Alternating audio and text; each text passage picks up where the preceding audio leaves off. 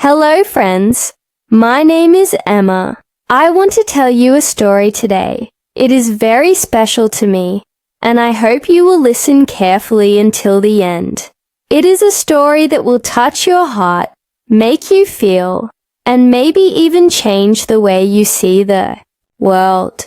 So, sit back, relax, and let me take you on this beautiful journey. It was a warm afternoon when little Lily was sitting by the window of her small old house. She was only 8 years old, with bright brown eyes and soft curly hair. She loved watching the children from the neighborhood play outside. Their laughter filled the air, and the sound of skipping ropes and bouncing balls echoed in the street. But Lily never joined them. She just watched. Her mother, Sarah, came into the room, carrying a small bowl of rice and vegetables. "Lily, come eat, sweetheart," her mother said softly. She placed the bowl on the wooden table and walked over to her daughter. "Why don't you go out and play with the other kids? Sarah asked with a gentle smile, brushing Lily's hair away from her face. Lily turned her eyes away and shook her head. "No, Mama, they don't want to play with me," she whispered. Her mother's heart sank. She knew why. Lily had a small limp in her right leg since she was born. It made it hard for her to run fast. The other children didn't understand, and sometimes they teased her or simply ignored her. Lily had grown used to sitting by the window, watching instead of joining. Sarah knelt beside her and cupped her face. "You are special, my Lily. You are so kind and smart. One day they will see that," she whispered with hope. But Lily didn't say anything. She just stared out the window with empty eyes.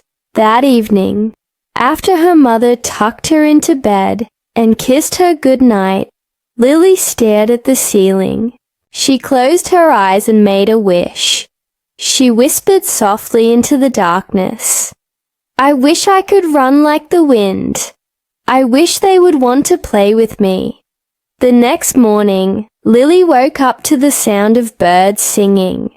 She rubbed her eyes and walked slowly to the kitchen, her small feet making soft tapping sounds on the wooden floor. She saw her mother packing a lunchbox. "Where are you going, Mama?" Lily asked curiously. Her mother turned around with a bright smile. "We're going on an adventure today," she said. Lily's eyes widened. "An adventure? Really?" Sarah nodded. "Yes, just you and me. Now get dressed. Wear your favorite dress," she said with a playful wink. Lily quickly went to her room and wore her light blue dress with tiny white flowers. It was her favorite because her grandmother had made it for her before she passed away. When she came out, her mother was holding her hand out, waiting. They walked to the nearby park. The sun was warm but gentle, and a light breeze brushed through their hair. Sarah spread out a small blanket under a large oak tree. "Let's sit here," she said. Lily sat down, watching the other children running and laughing. She sighed quietly. Then suddenly, a bright yellow butterfly fluttered by. Lily's eyes lit up. She jumped up, holding her arms out. "Look, Mama!" she squealed. She began to chase the butterfly. Forgetting about her limp for a moment, she ran and stumbled, but she didn't stop. The butterfly danced in the air, and Lily laughed as she followed it. Nearby, a group of children who were playing stopped and watched her. One of the girls, Mia, tilted her head. "Hey, isn't that Lily? She never plays with us," Mia said. Another boy named Jack shrugged. "She can't run fast," he said. But Mia watched closely.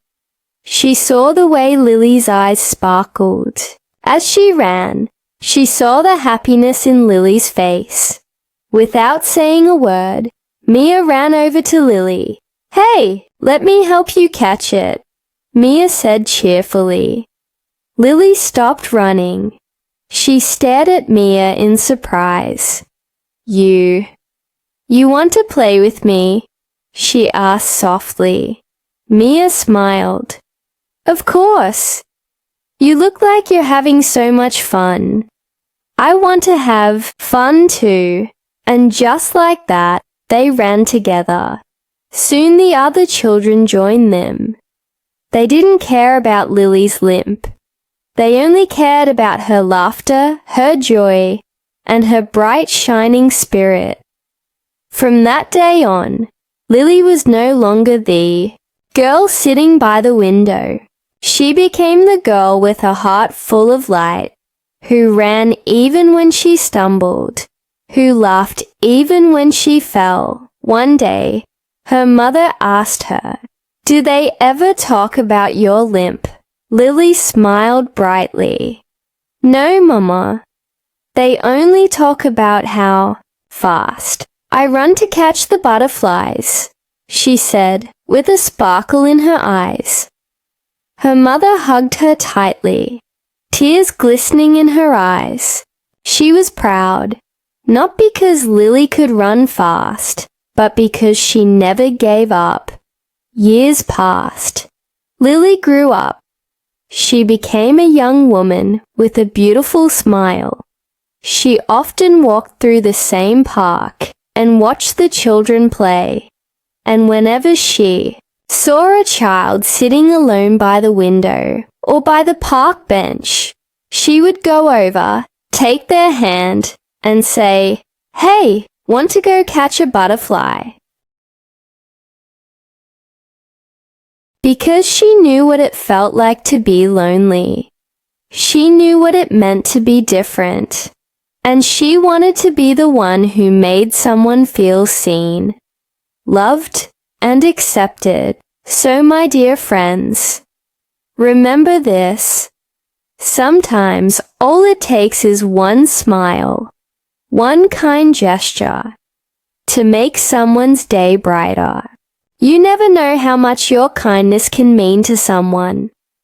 If you liked this story, please don't forget to subscribe and hit the like button. It would mean so much to me. Your support encourages me to share more beautiful and meaningful stories with you. Thank you for listening with your heart. Let's keep spreading kindness, one story at a time. As time passed, I began to carry Grandma's memory with me, like a secret treasure, a soft glowing light in my heart that no one could see, but that I could feel with every breath. Her absence was no longer just a sorrow.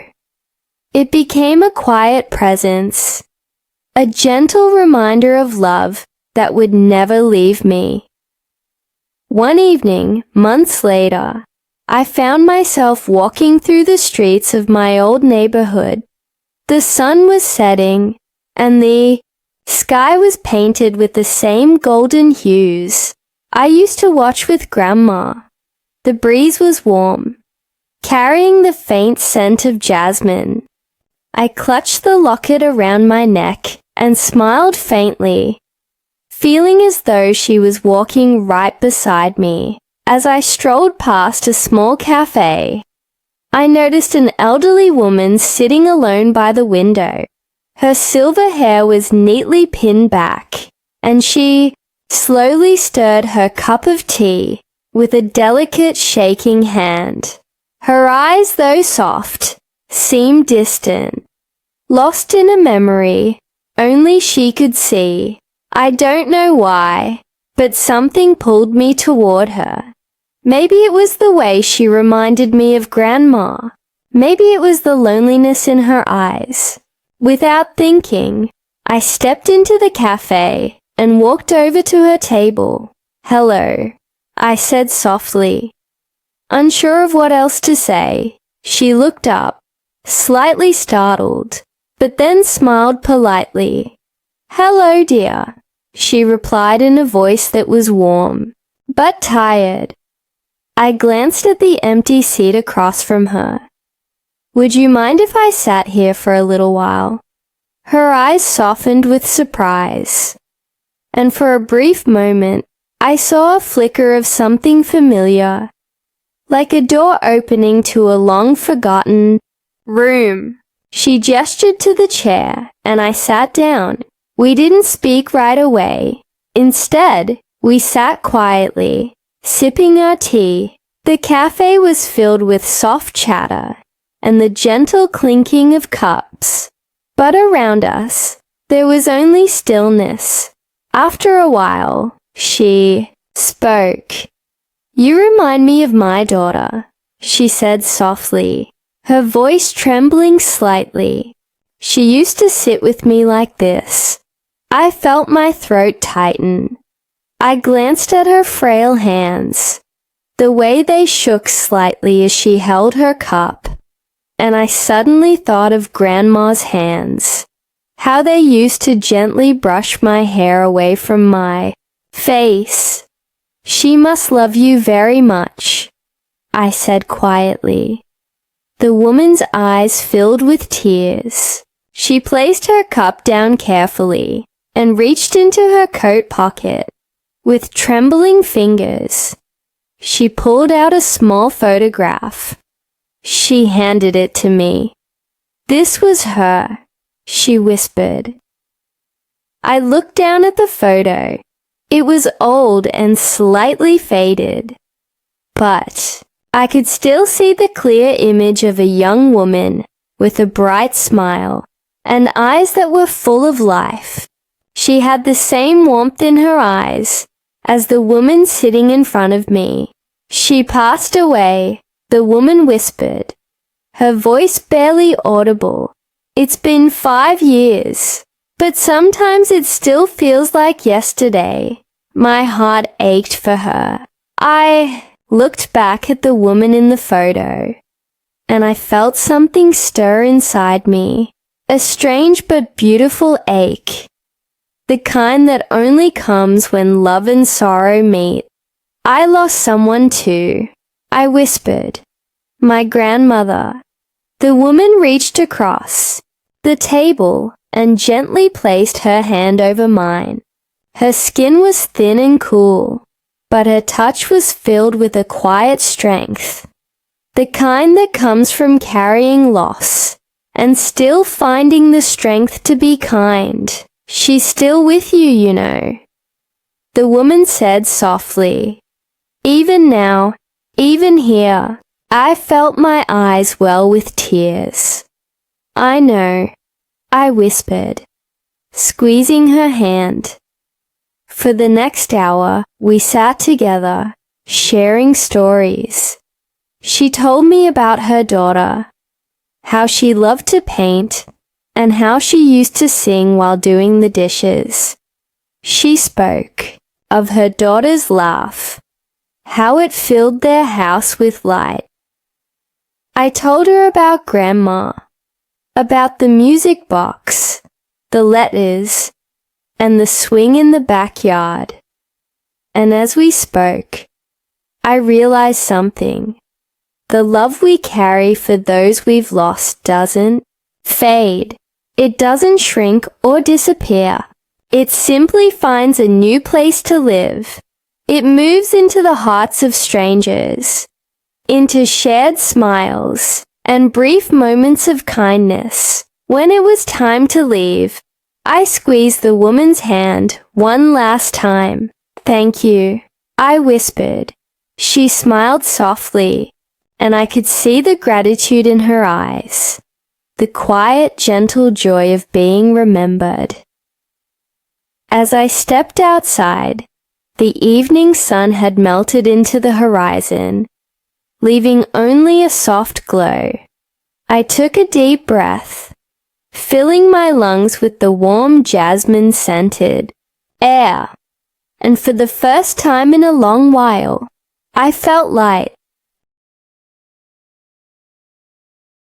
I walked home slowly, watching the sky shift from amber to indigo.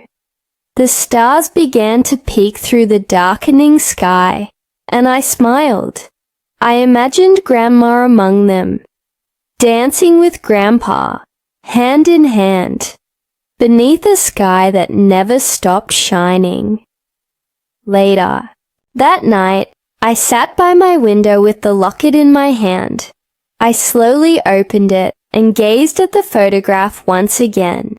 My grandparents' smiles were still as bright and full of love as they had always been. I pressed the locket to my lips and closed my eyes. "Good night, Grandma," I whispered softly. "I'll see you in the stars." And as I drifted to sleep, I dreamt of the swing in her backyard. I saw her standing there, smiling, with her arms outstretched, and when I ran to her, she held me close, just like she always used to. If you've listened this far, thank you for staying with me through this story. If it touched your heart, please subscribe and leave a like. It helps me continue to share more meaningful, heartfelt stories with you. And always remember, love doesn't leave. It simply changes form. It becomes the stars above you, the flowers at your feet, the scent of jasmine in the wind, and the kindness in the eyes of strangers. It's always there, waiting quietly, gently reminding you, you are never alone.